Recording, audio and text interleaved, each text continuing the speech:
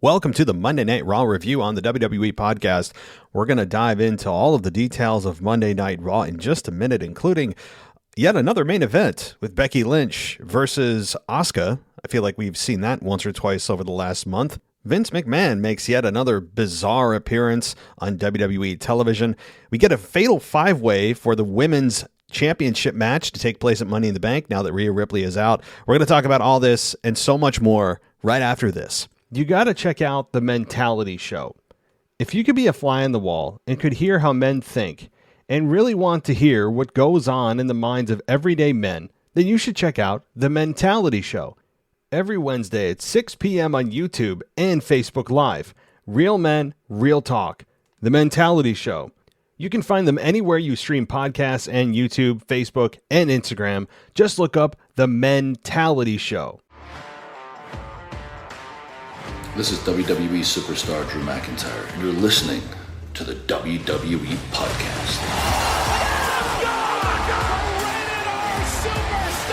The champ is the one that everybody wants, me. Becky Lynch is going to WrestleMania. Claymore! Austin 316 says I just whipped your ass. This is my idol. You're going to acknowledge me. Hey everybody, welcome to the WWE podcast for this Tuesday, June 21st, 2022. Hope everyone's doing well, and we're going to dive into Monday Night Raw. That was a very up and down show. I've got a list of things I could rant about, and I don't know how much ammunition I want to give those of you that just say I complain and I'm so negative, but this may lean on the more ranty side, so if you like negativity, you're drawn to the darkness, well, you may love this show. But that's not to say that Raw was a bad show as a whole, but when the bad was bad, it was really bad. And so, all right, well, we're going to dive into details in just a second. But first, I want to welcome you to the show. We've got a lot of stuff coming up here on the WWE podcast in terms of changes to video. Video is coming, and I mentioned about a week ago that we're going to be diving into video on a streaming service. Don't get excited. It's not Netflix. We're not that big. Okay. But we will be hopefully getting a deal closed with a streaming service to go once a week for an hour show here on the WWE podcast. It's actually going to have a new name. We won't be the WWE podcast, but more details to come there. Hopefully things don't fall through and I embarrass myself. But hey, might as well tell you, makes me excited to talk about it. And anyway, so if you want to go ad-free in the meantime, great time to do it because we have hundreds and hundreds of ad-free shows on patreon.com/WWE podcast. And I would like to welcome our newest Patreon member, Owen Turk. Owen, welcome to the party, my friend. And we have a great spot for you available for a co-hosting position as you have chosen the SmackDown tier. So you get to come on once a month if you so choose. Just let me know. Just message me in Patreon and we'll set up a date and time where you can come on and co-host with me. And that's one of the perks of going on the SmackDown tier. It's a little bit more money, but I think the value is there. And so anyway, for $1 though, it gets you in the door as well as on Apple Podcasts, 99 cents a month, and our website, www.podcast.com. You go VIP, video, and all shows ad free if you want to go on our website. So, hey, Vince McMahon appeared. That happened. He comes out and says a little bit more this time, but nothing new. He's never got anything new to tell you. He's just grandpa coming out there and telling us stuff we already know. And this time he tells us that John Cena is, after fumbling over a few words, that he's the greatest superstar of all time. Of course, a very subjective thing. And 20 out of the 30 years he's been in WWE. Well, I'd put it more like 15 out of the 30, right? Because over the last 5 years, he's essentially been more Hollywood than WWE. But sure, we'll round up to 20. It sounds cool. And so he just essentially told us that John Cena is going to be returning next week. That would tell me that he's leading into a program with somebody. I don't know if it's going to be Theory. Theory's tied up with Bobby Lashley, so I think that's out, at least for now. I don't know who could possibly step up to him, or it could really just be a cameo and he's gone. But it's so close to SummerSlam that I have my doubts, and it likely will lead to a SummerSlam match with someone. You know, I don't imagine Cena getting involved in a three-way for the U.S. title. Very unlikely. Even though Theory mentioned Cena tonight or last night, I still don't think that's possible, given the story that's happening right now. So, yeah, well, that was all Vince had to say. That's it. Came to the ring, tripped up or down the stairs. I mean, you ever watch Vince's coordination? He's never been the most coordinated guy, but certainly age is making that more obvious that he cannot put one foot in front of the other. He's got like the Joe Biden guidance to walking, like I don't know what it is. I mean, it probably is age as well as the fact he was never a great coordinated guy to begin with. And every time he gets in and out of the ring or walks up the steps, anybody else like kind of like on their edge of the seat, like, oh, like you waiting for him to just fall down. He has got some muscular deterioration, or I don't know what it is. But anyway, so Vince comes out and again just tells us John Cena is going to be here. Like, we already knew that 3 weeks ago, Vince, but thanks for coming. And it's, again, to me, I'm sick of this. I'm over it. To me, it is time for Vince to just shut up, go backstage, deal with the investigation, and just, kind of go private, go dark. But that's not the Vince McMahon way. I mean, we probably should have known better. Some people speculated this was Vince's goodbye to Raw, and that's why he came out on SmackDown. I don't think that's the case. Does anybody really know the Vince McMahon that we know, right? Like, even though we don't know him on a private level, we know enough about him to know Vince is defiant. He has a massive ego, and he likes to go against the grain. And he does things his way, right? So it's made him largely successful to some degree.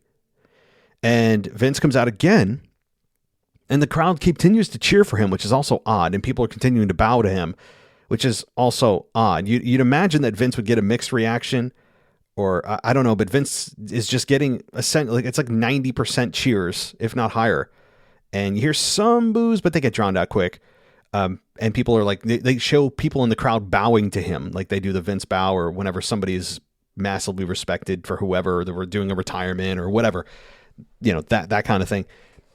Seems kind of strange. I mean, I wouldn't be bowing to a guy. First of all, I wouldn't bow to any guy, but I wouldn't bow to, especially to a guy that's under investigation for, what he's under investigation for. It's not a good look, but I'm over this. I'm over this already. And it's only been twice that Vince has done this, where he's come out, said nothing, fumbled over his words, fumbled over his steps, and gone bent to the back. It's like, Grandpa, can you sit down? Like, just take your Mucinex, have your Werther's Original, and, go do a crossword. Like, I feel like that's where he should be at this point.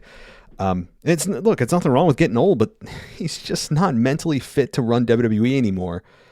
I mean, I don't think anyway. And again, this is me speaking from a huge distance, as all fans do, as we all think we know the inner workings and all that. But from what I see, it's not good. And I'm tired of Vince McMahon coming out.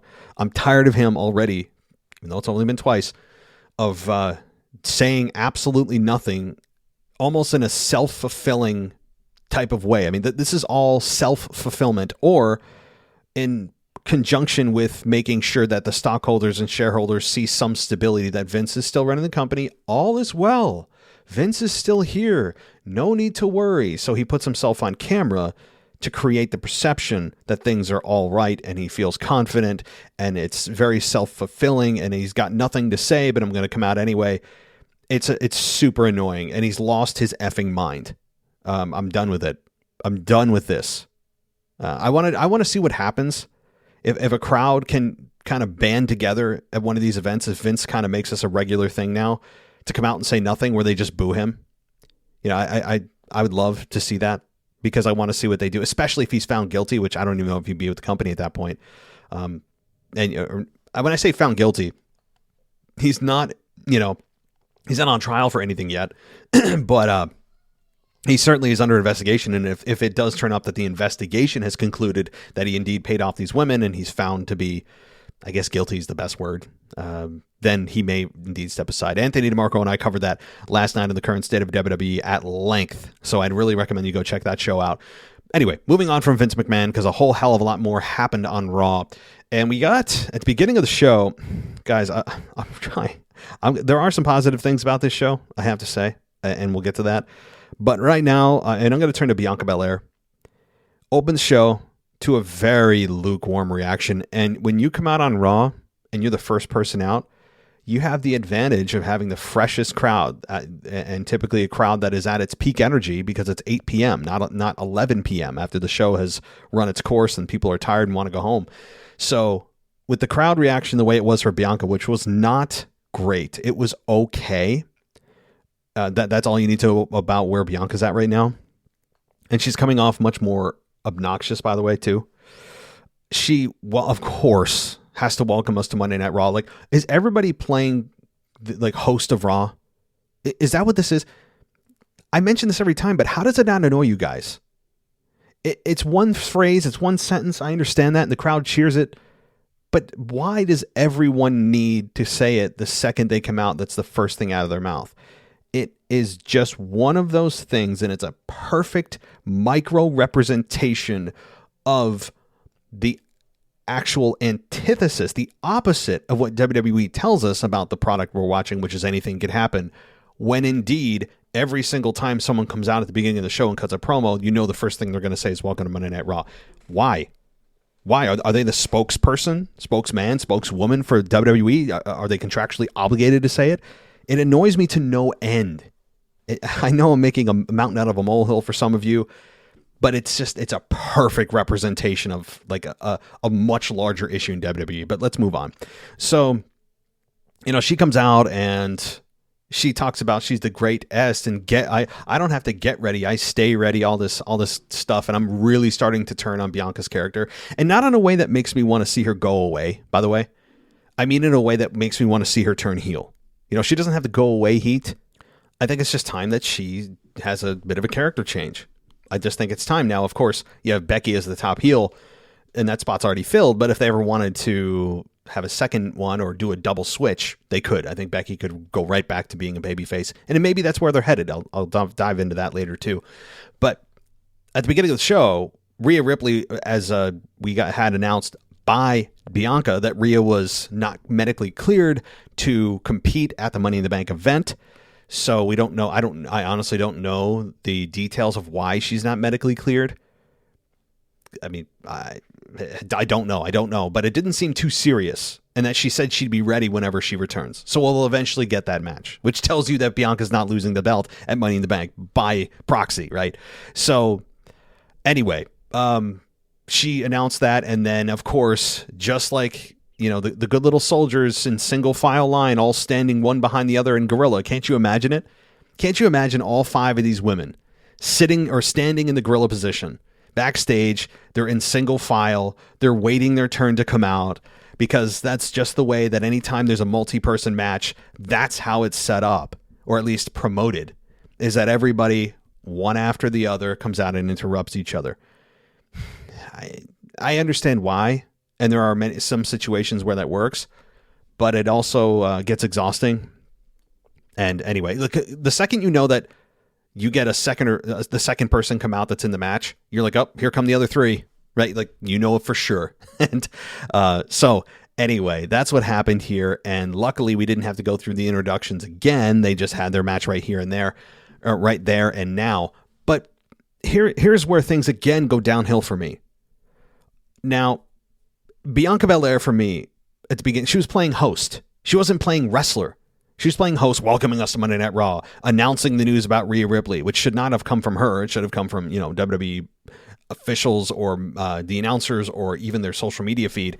But also, when all 5 of those women came out that were going to compete in that Fatal 5-Way to replace Rhea Ripley for the Women's Championship match of Money in the Bank, Bianca suddenly made the decision that they're going to have that match right here and now. Well, what if those 5 women didn't come out? Would you have still told them to all come out and have the match? I thought Adam Pearce was the only one that could make things official. Why is she directing when the matches happen? You see what? I don't know. These things. Sorry, guys. I'm just in one of the Raw triggered a lot of the things for me about wrestling in today's product with WWE's production of how they present wrestling. That it was a massive trigger for me for some of the things, especially at the beginning of the show. So it set the tone. So I apologize if I'm negative tonight, guys. It is what it is. I don't know what to say. So, and again, maybe you love this and that's awesome. But the beginning of the match too, I have to say, once we got into it and we had Bianca once again take her thrown at ringside, not on commentary, again for like the fourth time. For some reason, they don't trust her on the mic, and she's good on the mic. I have no idea why they're not putting Bianca Belair on commentary. She adds to it. I think she's good. So I don't understand it. She just sits ringside and makes faces, and it just is bizarre. But beyond that, the beginning of the match with Alexa and Liv rolling around the ring like children, there's a time and place for something like that. That was not the time and the place to do it. And it didn't get the reaction that they wanted from it, where the crowd starts cheering or they start clapping or they start laughing. They got none of that. They got silence. And I felt they were on the edge of people booing. They were this close because they rolled around way too long. There is no reason for something like that unless you're a kind of a comedic character that does these things to annoy your opponent. But when it's done in a match that's supposed to have a serious tone, and we're supposed to believe that what you're doing rolling around is actually what you're intending to do to try to defeat your opponent, it really took away from me. It was almost like it was like after the match, people go home and they just kind of screwing around in the ring. That's what it felt like to me. I did not like that spot. Now, I remember famously Eugene. You guys remember Nick Dinsmore, 2004-ish. When he was imitating all the wrestlers and he would do moves like that. And it was hilarious. Like, you'd laugh at it. And he did it to, I think, Triple H a couple of times. And but there's times and places for it. This wasn't it. And they went on way too long with it. They went on I felt like it was like 30 seconds, which is an eternity. So that was a bad start for me. But after that, things picked up and the match got better. And that was good. I really enjoyed after that match began to get going. And we got a winner. It's Carmella. And the crowd was booing Carmella, so they got the reaction they wanted. But I think the reason behind the crowd booing wasn't in a complimentary way of saying, hey, Carmella, you're such a great heel. We hate you. We can't wait to see you get beat. I think the crowd was booing because they were booing the decision to put Carmella there as a massive step down from Rhea Ripley when you have a plethora of other talent in that match they could have had, I think, a better opportunity for. Now, look, Carmella, I'm not a fan of her gimmick. I think she's obnoxious in not a way that makes me want to see her get beat, in a way that makes me kind of change and cringe and change the channel. I'm not a Carmella fan from an in-ring perspective. She's not completely insufferable, but I just, to me, if Carmella was released tomorrow, I wouldn't blink an eye. Honestly. I mean, would anybody? No, I wouldn't. I really wouldn't. Now, she had a decent run with the SmackDown Women's Championship a number of years ago that people, I think, overlook. But since that time, she's essentially been relegated irrelevant. So anyway, Carmella, I understand why they put her in there, because she's one of the few heels that could challenge a babyface champion like Bianca Belair, because they don't want to jeopardize people cheering for somebody other than Bianca at this point, which I think is a big mistake, because I think Bianca would be an excellent heel, and I think the tide is starting to turn organically, and people are like, okay, we've had time to like you and realize, wait, this is kind of an obnoxious gimmick, right? And I've mentioned that many times here. I've said she's an eyelash away from being a heel, given everything she says about EST. I'm the best, strongest, fastest. I'm just the superior human being. And we've all just gone, yay, yeah, that's so cool.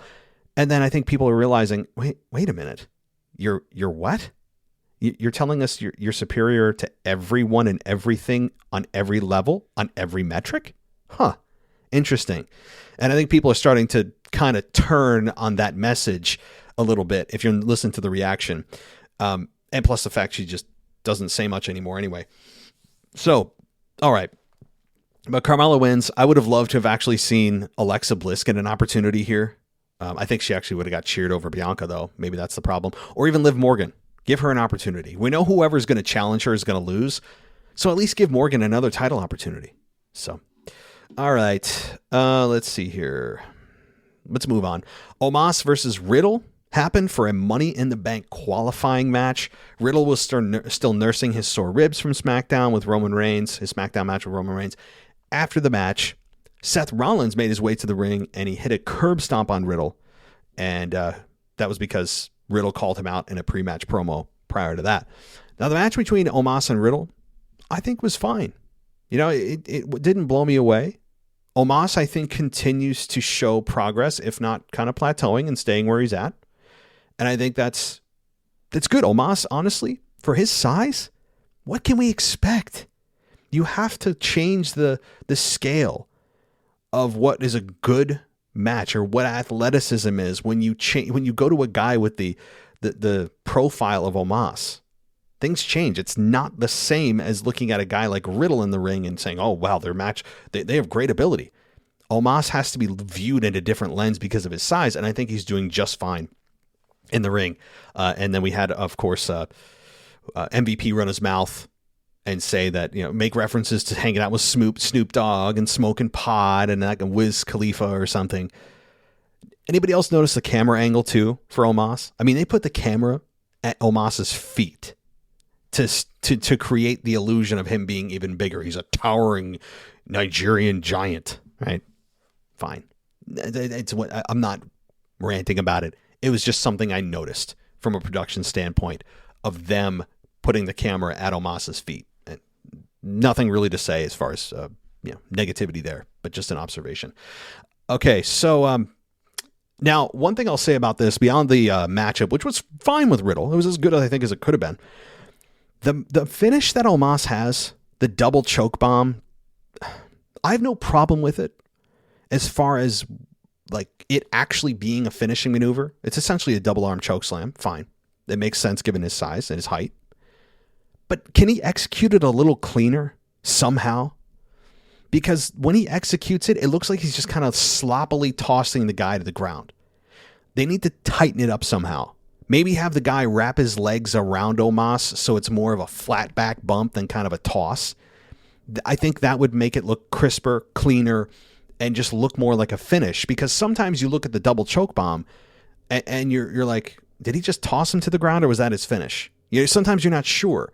So I think that's a way that you could clean that up, is just have the guy, when he picks you up and he's going for his finish, wrap your legs around him and then take a flat back bump down. Like Omas should project his arms down, not out. I think that would help as just kind of a wham straight to the ground. Anybody else agree with this or even pick up on it? Just a small thing that I think could help Omas in terms of identifying his finish. So Bobby Lashley then interrupted Austin Theory, who was doing another pose down. And as Theory was posing in the center of the ring and taking a few shots at John Cena, which again may result in something down the line. I don't know about Money in the Bank because he's involved with Lashley, but something is there, I think. But Lashley popped up in the ring behind Theory as Theory was taking selfies, and he noticed Bobby Lashley in the selfie.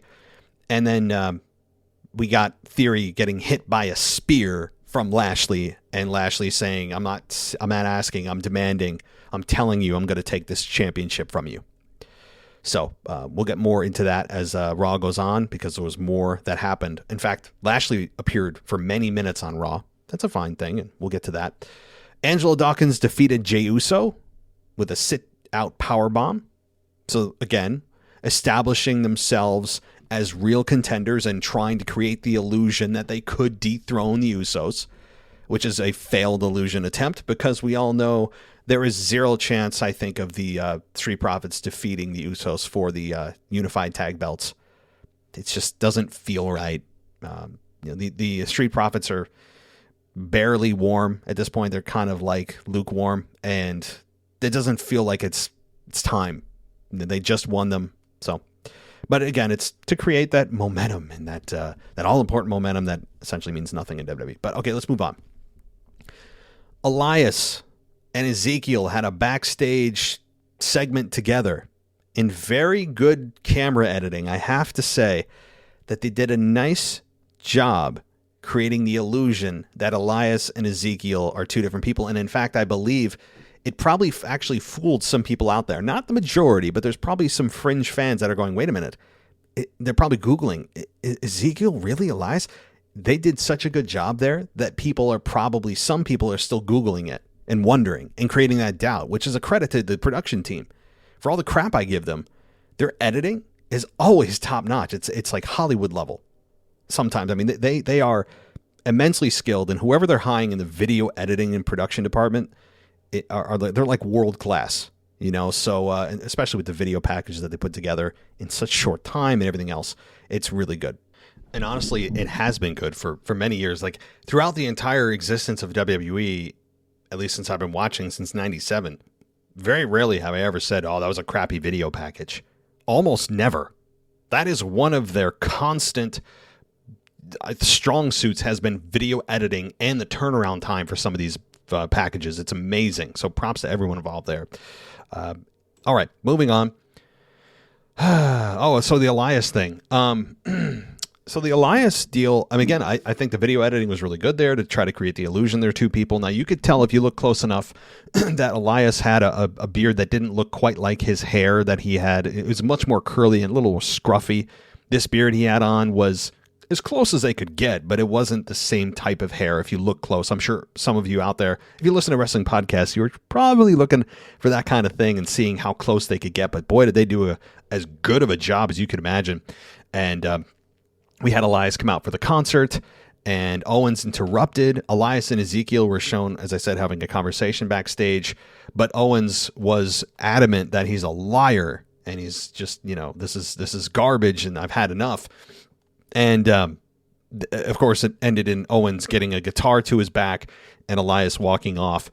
And Owens stumbled to the backstage and said he was challenging Ezekiel or Elias to a match next week on Raw, at which point Ezekiel showed up in person and accepted the challenge.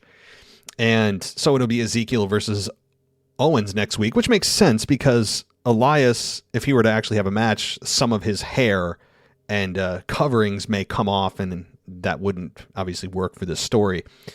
And I don't know how Kevin Owens, for all the things he said from a actually intelligent perspective of calling out this nonsense and saying that the video with Elias and Ezekiel on the couch was pre-taped. Good, yes. And he said that Elias, taped on or glued on a beard. Yep, that's exactly what he did. So all the fans are thinking it, and he says it. But the one question he should be asking is, how about I call both of them out at the same time? Right? Isn't that the ultimate way to prove it? And yet, he hasn't. Because if you ask that question, the entire storyline falls apart. So they'll probably do everything other than that. As I don't know what the payoff is to this, and I'm sure WWE doesn't either. But that's the one question. Okay, both of you come out at the same time. That's all. So, but it'll be Elias and Owens next week. So, let's see. Bobby Lashley then had a Gauntlet match. 3 individuals will be chosen to face Lashley in succession. And if Lashley beat these 3, he would earn an opportunity at the United States Championship per Adam Pearce at Money in the Bank against Theory. And that first person was Chad Gable. That was a really good match. Went longer than I thought, and it was more competitive than I thought, too. There were some moments where you're like, oh, Chad may pull this off, right? And I think usually the first guy is dispatched pretty quick because they have to get through matches. This went on longer than I thought, and it was fine. And Otis also lost, but by DQ, because after Lashley hit him with a spear, which was brutal, and Otis took that like a champ, they protected Otis by not taking the clean victory and having Lashley move on via disqualification to the final person, which was Theory. And Theory was about to hit the A-Town down. No one's explained exactly what that means yet, but we had Theory go for that. It went into a really tight-knit, really well-executed schoolboy and schoolboy pin, and we had Lashley pick up the victory via I don't want to say roll-up, but it was a well-executed version, tight-knit version of a roll-up, and it makes sense. This is where a roll-up, quote-unquote, would actually make sense, that Lashley was able to pull this off. He didn't beat Theory clean like we all want to see him spear him and then get the victory. I think that's coming at the pay-per-view. Now, as far as that event goes, do I think Lashley's going to beat Theory? We'll get there. I don't know. There's a case to be made on both ends, and we'll talk about that in a couple of weeks when the event is just days away. So other than that, guys, I really enjoyed Lashley. There's a bright spot for you for all the negativity I opened the show with for like 30 minutes. I think that this was a good thing. A lot of wrestling here. If you're a wrestling guy, like in terms of actually watching this WWE Raw to watch a wrestling event, this was it for you. Bobby Lashley saved the show from a wrestling quality perspective, and that was good. Lashley performed well, as did Gable, as did Otis, who's growing a beard back, which I think is good. I like Otis with a beard. It doesn't have to be super long, but he needs something on his face. I'm sorry. He's almost as awkward as Ezekiel is without a beard. So, other than that, guys, there's a couple more. How did I forget this?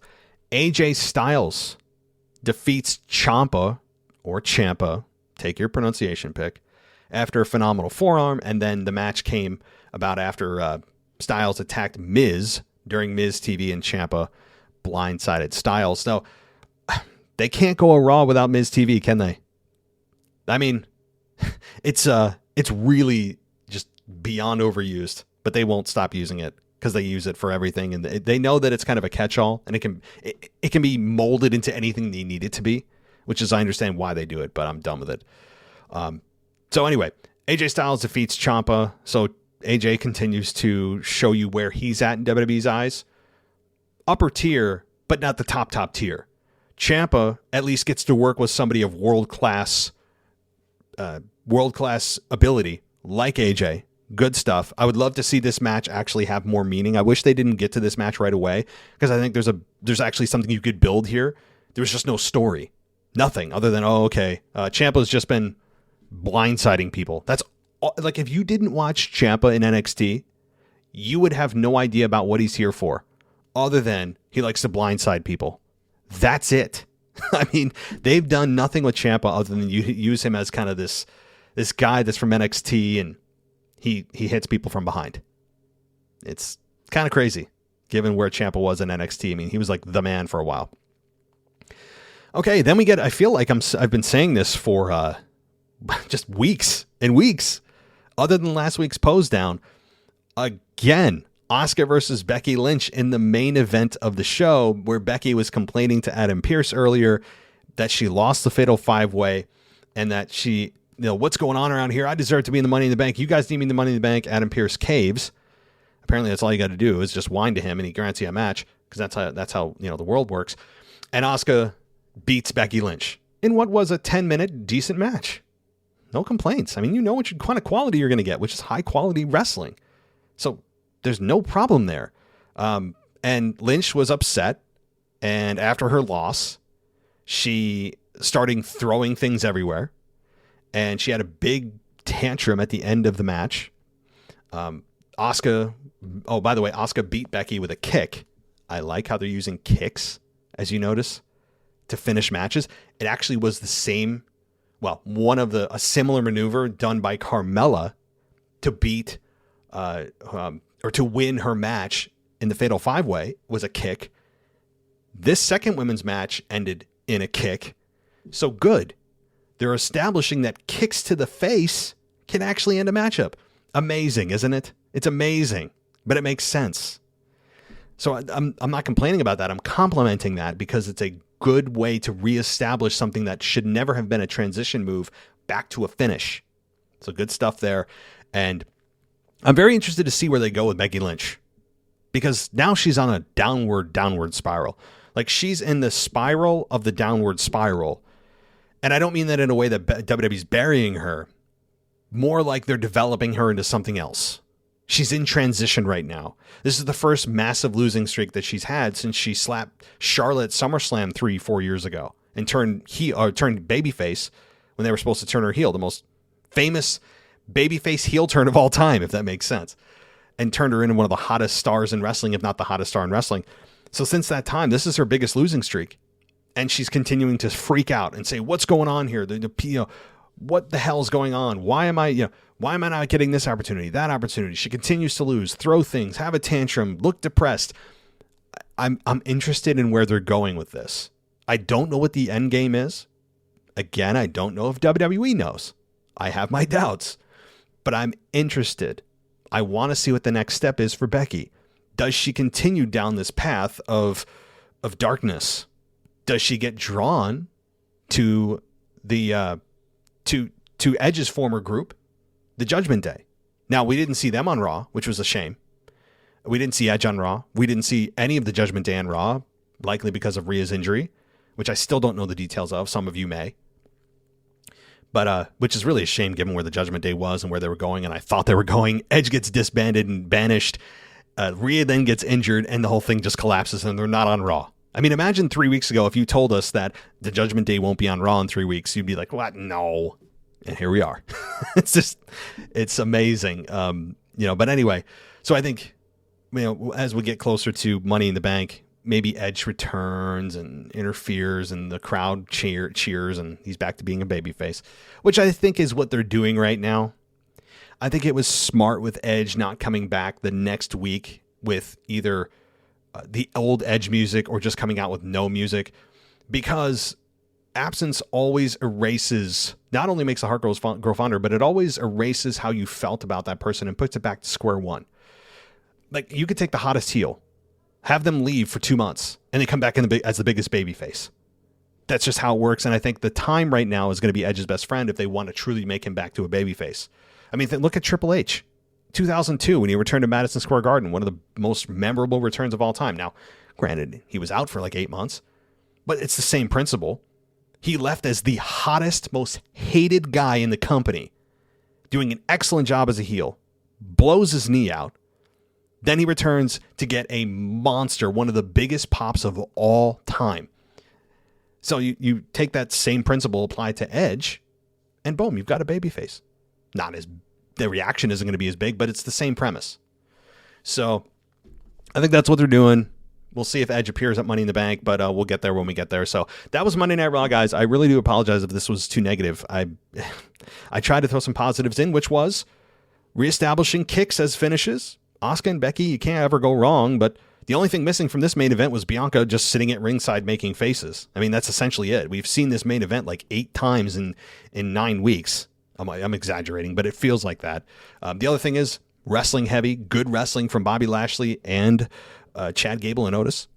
And you know what? Theory, I think, has started to make his stand as a standalone performer, so to speak, where he feels like he's deserving of that United States Championship. And it's not being hidden in the annals of darkness like the Intercontinental Championship was until we had Gunther. No, I will not pronounce it Gunther. I refuse. The day I pronounce it Gunther and actually mean it, I just hit unsubscribe because it sounds so dumb. Even if it's pronounced correctly, I don't care. I'm pronouncing it the way I want to. So, because I'm above what it should be. So anyway, but Gunther won it, and now I think it'll be come back to the spotlight it deserves. But I think Austin Theory right now is in a place where he can cut good promos. He's obviously got the look that Vince McMahon salivates over. He is being put in places that are high pressure. He's a champion. He's being put in and you look at the time slots. He was put in a prominent time slot right in the middle of the show to open, I think, the 3rd hour of Raw, if I'm not mistaken. And so that's a positive. It shows he doesn't crack under pressure. He's got a great presence about him, and he can wrestle his ass off. So I think Theory right now is one of the rising stars in the company, whether you like it or not. You need to create bad guys, and I think Theory fits that bill really well. Like Theory, I'm not saying he's going to be world champion this year. I think in 2023, there's a case to be made for it whenever Roman relinquishes it. If. That's a whole nother story. And by the way, guys, if you want to check out a very in-depth conversation about Brock Lesnar's return and Vince McMahon, Anthony DeMarco and I covered that for like 45 minutes yesterday on our current State of WWE review. Check it out. But so we did get a video package of Brock's return, of which honestly I don't care. Like, Brock's a big deal, but are we in some kind of time loop? Am I in the Matrix? Right? Like, I feel like I'm watching the same thing over and over. And I just, Vince can't get away from Brock and Roman. And the worst part about it is it's at SummerSlam. And Anthony and I went over this yesterday, so I don't want to take too much away from the show. But since this last man standing match is going to be at SummerSlam with Brock and Roman, July 30th, that means that Roman is guaranteed, at least through July 30th or until July 30th, to hold those championship belts. So that's another, 5-6 weeks that Brock is going to, or Roman's going to hold those belts, guaranteed. He's not defending it at Money in the Bank. He's not going to be at that pay-per-view, apparently. People, guys, come on. Like, this is, and I don't say guys into the listeners, I mean creative. Vince, can we move the hell on? Get us back to having champions regularly on the show. Roman's had an epic run, but can we move on? Please. So it's just like another WTF moment. And also, how does Brock just automatically jump the line? How does that happen? And how did Last Man Standing come about? Who created that stipulation? Did Brock come up with it? Did Roman come up with it? Why did Roman accept if he has such big stroke in the company and Paul Heyman can pull strings? Who made this match? Is Roman okay with it? Like, all these, it just happens. And they've already created the SummerSlam main event because I think they're trying to sell tickets. That's all. And because it's their WrestleMania of the summer. Well, guys, we're getting the same exact match, except it's just, it's a Last Man Standing match. So, and one thing I also didn't mention on the show that I wanted to talk about, this is the last thing and I'll close out the show. Riddle, in his promo, said that if he wins Money in the Bank, he's going to challenge Roman and finish his vengeance on the Tribal Chief. Well, wait a minute. How does that exactly work? Does the Money in the Bank victory, if you win it, if you are able to take that contract, then does that override the stipulation that just happened on SmackDown, saying that as long as Roman's champion, you can't challenge him for that Universal Championship? So what are you telling me, Riddle? Like, they should at least address this. How does no one see this? How does Riddle not see it? At least in his promo, Creative come up with it. The announcers address this loophole. That we were just told that if Riddle loses that match on SmackDown to Roman for the championship, he can never challenge Roman as long as he's champion again. And yet Riddle comes out and says the exact opposite on Raw, saying if he wins the Money in the Bank briefcase, he's going to challenge Roman and take that championship from him and do it for Randy and do it for the WWE Universe and do it for himself. And you're like, well, wait a minute. Like, I guess just by Riddle mentioning that, we're supposed to it's implied, we're supposed to understand that the Money in the Bank briefcase, if he wins it, overrides the stipulation that he just lost. I don't know. But these are the things, guys, that it was just a cluster F of things that trigger me about WWE. Not thinking things through, detail doesn't matter, not explaining things doesn't matter, production of making people feel like hosts when they're wrestlers and everyone having to say the same thing opening Raw. Like, it was just I didn't want to end on a negative note, but I wanted to sum up my gripes about Raw as you guys write negative reviews about this show, and that's cool. But anyway, if you love the show, give us a 5-star rating. Consider going ad-free on patreon.com/WWE podcast for $1. You get a shout out on the show, hundreds of ad-free episodes, and you get a priority placement in the mailbag. That is tomorrow. So lots of perks, as well as our website, wwepodcast.com. So check that out, and Apple Podcasts. If you want to use the Apple Podcast app, the native app, we have an ad-free button right there for 99 cents a month or $10 for the entire year. That's 2 months for free if you get the 1-year option. So thank you, everybody, for listening. I will be back tomorrow with the Mailbag Show. And as always, take care. I'll talk to you next time. You got to check out The Mentality Show. If you could be a fly on the wall and could hear how men think and really want to hear what goes on in the minds of everyday men, then you should check out The Mentality Show. Every Wednesday at 6 p.m. on YouTube and Facebook Live. Real men, real talk. The Mentality Show. You can find them anywhere you stream podcasts and YouTube, Facebook, and Instagram. Just look up The Mentality Show. Thanks for listening to the WWE Podcast. Don't forget to subscribe on your favorite podcast app so you don't miss a show, or head to wwepodcast.com. And for all of these shows ad-free, head over to patreon.com/WWE Podcast. Until then, we'll see you next time.